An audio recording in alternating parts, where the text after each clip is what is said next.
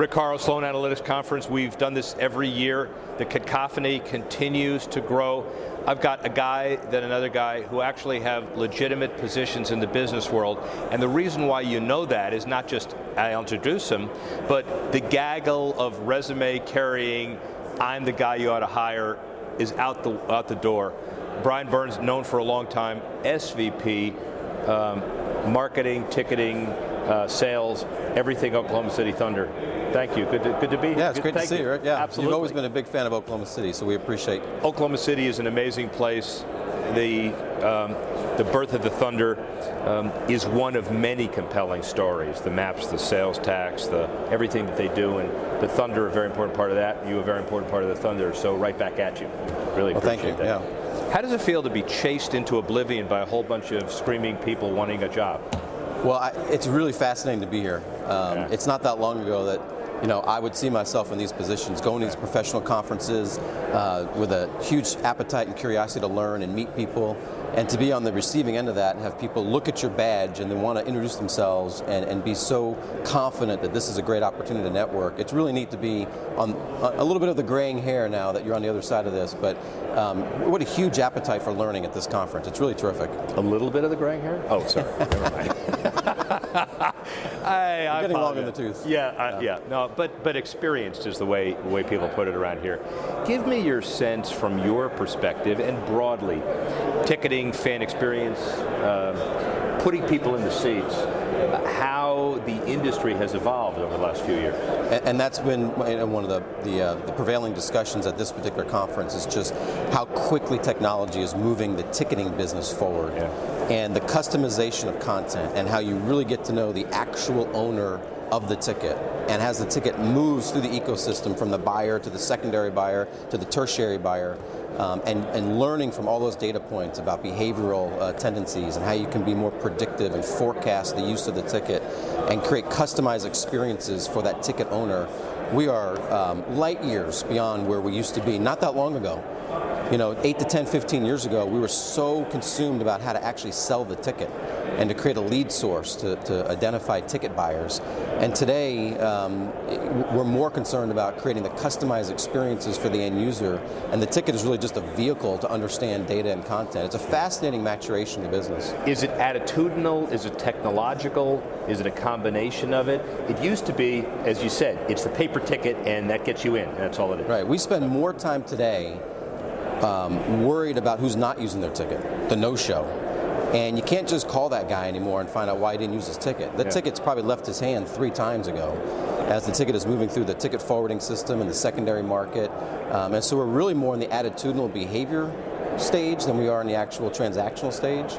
It's a fascinating part of how this business has changed. Isn't it ironic? We used to call them scalpers, we put them in jail, and now we figure out how to use the last dollar that comes from them and their successor and their successor. Well, beyond that, we're all participatory in it now. Yeah. Right? Whether you're Ticketmaster, you're SeatGeek, or you're the actual team in the property, we're participating in that exercise. The economics behind it are significant. The data that comes behind that is significant. We're selling more season tickets now to people that we're finding out through the secondary channel. We're buyers on the street, so to speak. It's a fascinating economic model, and it's a great data source model to help fuel your business. Let's talk about you. Let's talk about the Thunder. Okay. Let's talk about how exciting it is to be in a town where the history of sports has so tied into the move from one city to another of a particular franchise, and owner Clay Bennett and Mayor Mick Cornett and old Mayor Ron Norick, really old Mayor Ron Norick, and the whole coalescing of sports and society around the community. You proud to be there? Sure, absolutely. We're actually in the advanced stages now of planning for the 10th anniversary. The Thunder will be in Oklahoma City 10 years next year. No, can't be. And it's a great moment for us to pause and just to think and reflect on how much we've been able to do, how much we've been able to build, the sustainability of the business. 10th season next year. Next year's the 10th year. I'm there for opening night.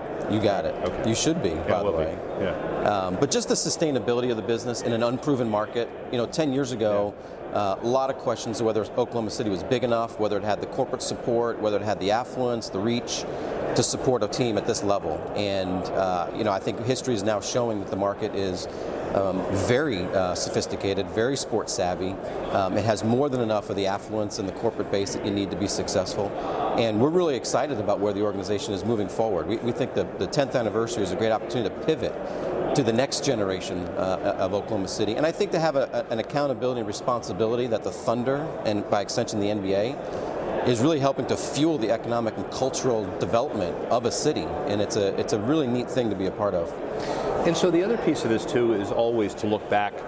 And economic impact studies are a blessing and a curse, because people in my mind are now discounting, the eyes glaze over, here's a number, I don't know what it means, and you fight for the last paragraph of the Wall Street Journal with somebody like Zimbalist, let's say, and others saying it doesn't exist. You breathe it, you see it every day in Oklahoma City. What has the Thunder meant to the community? It's almost a question you can't answer. It's unlimited potential. Literally, businesses have developed all around the arena complex, right? So the ancillary businesses, the trickle-down economics of what teams and venues can do for a city. But even bigger than that, it's almost every day we are in constant consultation with the economic developers in the city, the Chamber of Commerce, the Convention and Visitor Bureau, and they're constantly leaning on the Thunder to help tell the story of why Oklahoma City is a great place to live, work, and play. Recently voted one of the best places for millennials. If you think about Oklahoma City in the middle of the country, 15 years ago, if you said millennials would be flocking to Oklahoma City for job opportunities and for cultural opportunities, you'd be laughed out of the room. So the NBA has had a huge influence on that because it's validated the economic development in the community. And you don't have to look downtown anymore to see that. You can see it really spread out throughout the metro, where micro communities have developed in the last 6 to 7 to 8 years. And the diversity of our business now is so much better than it's ever been. It's no longer just an oil and gas and energy town, although that's still a primary factor. The medical business, the aerospace business, so much of the development in technology and the innovation hubs that are developing in Oklahoma City. I don't know how much of that to attribute to the Thunder, but the Thunder was there at a very critical time when Oklahoma City was developing and gaining its confidence and just validating that Oklahoma City was a great place to be. The NBA has certainly had a huge impact on that. Well, let's take it one step further. This is primarily an international audience with the Reuters and otherwise, and people can't get their hands on the quantification of awareness. Some people will use media purchase or media buys or media impressions and the X value. It's almost imponderable that people who are watching this podcast or hearing it know about the Oklahoma City Thunder, and they live nowhere near us. I mean, talk about that. Well, I think one of the ways that we can help kind of quantify that is, Oklahoma City is the 41st largest market in the country, right? So just on paper, it's a small market, particularly in an NBA environment. And yet, you look at our business performance from ticket sales to sponsorship sales, but more to your question, social media merchandise sales, which are really global metrics. We rank in the top 5 in the NBA in almost every category. And so when you think about somebody internationally, to consume the product, to stay connected to the product, to be engaged with the product, social media, Facebook and Twitter and Instagram and the like, are ways that we can start to measure our reach. And when you think about Oklahoma City performing in a level at the NBA with just about every other team lives in a bigger market with bigger reach and more history, and we are outperforming most of those teams. I think it says a lot about the brand. I think it says a lot about the story. It says a lot about our team. It says a lot about the character of the players that have come in and played for the Oklahoma City Thunder. But I think it's also part of a special story that we've been telling about the value of the brand, the value of the experience, the professionalism and the respect that we bring to the game and the sport day in and day out. It's a global opportunity for us, and it puts Oklahoma City on the map. Big map, international map. Now let's talk about the other piece of that, which is the piece that I think a lot of the international media wants to talk about.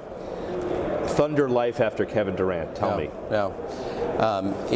It's been a fascinating experience to go through. The transformation of losing a player of Kevin's stature, and had been there for 8 years and had been the identity of the franchise. And I think the question that always existed in our business was, what happens when Kevin leaves? And fortunately for us, we always had an attitude that one day Kevin won't play for this organization. whether it was through free agency or he was going to retire someday, our attitude always had the long view. How do you build a sustainable business that would survive for generations? And you had to do it built on principles and values and strong value propositions. So we're 6 to 8 months removed now from Kevin leaving, and we have the most of a season now behind us. And we're thrilled at the business performance. Our ticket sales still rank in the top 4 in the NBA. Our locally generated sponsorship revenue is 4th best in the NBA. And think about the scale of all the other markets that we're outperforming. Our renewal rate will be again over 92% on tickets. It is a great report card on the health of the business and the health of the market, that this thing called the NBA and the Oklahoma City Thunder has sustainability, it has a strong foundation, it has a great connection to the fan base, and it will have survived a transformational player leaving the organization. And I think that speaks volumes to the fact that this is going to work. And as we look to market to the next generation, we have a strong foundation to call upon. I think it's probably a positive message that can be delivered for collective bargaining, NBA free agency, the whole idea of what it's like to attract a superstar and not have that team so dependent on it that everything crumbles when he leaves. Well, I think the paradigm has changed a bit. I don't think you have to be in a big market now to be an athlete and to enjoy the riches of the sport. Adam Silver made a comment here yesterday that Kevin Durant had more sponsorship opportunities last year in Oklahoma City than the entire roster of the Golden State Warriors did last year. And so that speaks to the globalization of the business and the globalization for the player. And I think that's making the markets more level.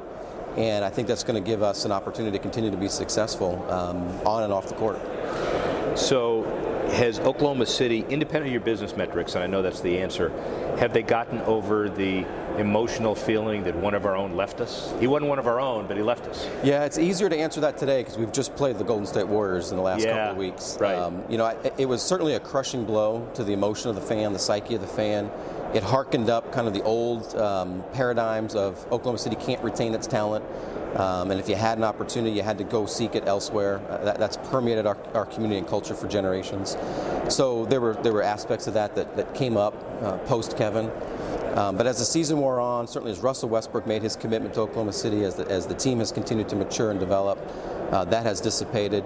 We played the Warriors a few weeks ago. Everybody had their chance to tell Kevin what they thought of his departure. I wish we had that. I think we've crossed the hurdle. And quite frankly, the best thing that came out of that game, and of course there was a lot of venom directed at Kevin, the best thing that came out of that game was our fans telling us afterwards, we are even further committed to the Thunder. We love our guys, we love our team, we love the game experience, we love what it means to our community, and the hurt, I think, has turned into a real positive, and we're going to build on that. This is more sociological and anthropological and psychological, 3 ogicals that you can't even begin to handle. But I will tell you that one of the interesting perspectives I've had about Oklahoma City, and let's not even put them on the same plane, but the whole success of MAPS and the Thunder, etc., has given the community the ability to withstand tragedies, whether it was the bombing, which is horrific, or whether it's somebody that they put their emotional feeling into leaving. Sure. What's your thought about that? Well, I think about just 2 weeks ago, the baseball team, the Oklahoma City Dodgers, celebrated the 20th anniversary of the opening of the baseball stadium. Yeah. And that was really the first transformational thing to the MAPS program. Right, I know. So when MAPS was initiated, there were 9 projects. The arena was the 9th and the final one. It was the most controversial, particularly at the time. When the baseball stadium opened, I think it showed the community that something was possible and that progress was possible, and that Oklahoma City can be proud of its investment and it can be a cosmopolitan city. And so I think that started a change in the psychology and the attitude of the consumer and the citizen to say that Oklahoma City was as good as any other market, and you can make investments and you can feel good and you can be proud. And it took that investment, it took a civic investment, it took a baseball stadium, and it took other things to, I think, change the focus and change the attitude. And of course the arena opened several years later, and then the Thunder arrived, and so we're in a different point in time. But there have been monumental events and experiences that have happened over the last 20 years that have built the modern-day Oklahoma City beyond physical infrastructure. It's as much an emotional infrastructure that's a positive thing today. Yeah, and I appreciate your perspective on that, and I find it a little emotionally debilitating for me, since I slowed down in the tennis court, that we're celebrating the 20th anniversary of a building that I kind of helped put together in some context. And speaking of old, here's my final question for you.